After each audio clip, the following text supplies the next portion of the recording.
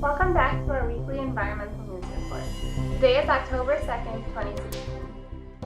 For 30 days, Rob Greenfield will be walking around New York City wearing every single piece of trash he generates.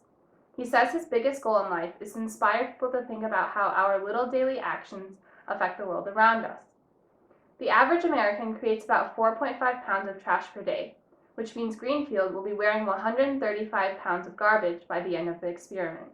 According to Greenfield, many of us have wrapped our heads around the massive global issues we've created with our trash, but I think we failed to put more emphasis on the role we play in this tragic situation.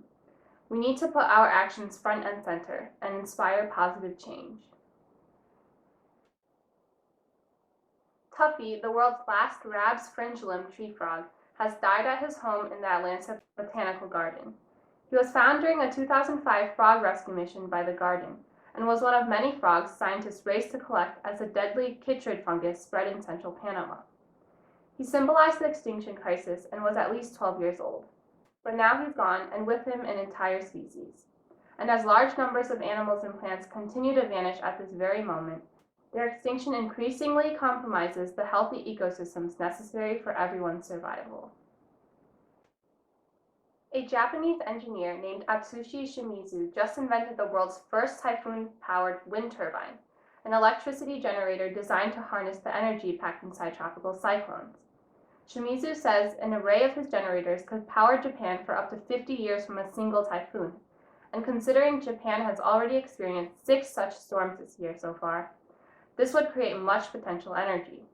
Although the technology hasn't faced an actual typhoon yet, it's designed to cope with violent wind patterns due to its omnidirectional axis and adjustable blade speeds. In the company's test, the turbines were 30% efficient. The researchers installed their first prototype in Okinawa in July and are now waiting for a chance to test it with a real typhoon.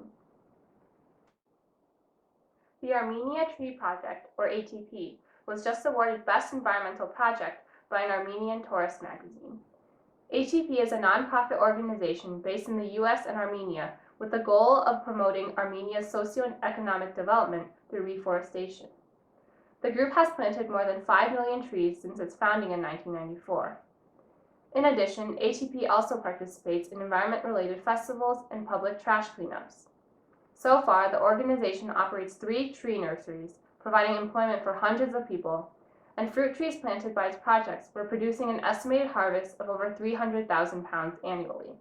Keep up the great effort. Joe Browder, a television reporter turned environmental activist in Florida, passed away from cancer on September 18th.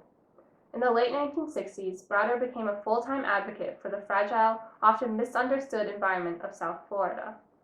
Mr. Browder then turned his attention to a giant airport under construction in the Everglades, and helped galvanize opposition, citing an environmental impact study's conclusion that the dredging and damming required for the airport would, quote, inexorably destroy the South Florida ecosystem and thus the Everglades National Park. He fought hard for what he believed in, preserving the environment, and for that we are forever thankful. Thank you for watching. See you next time.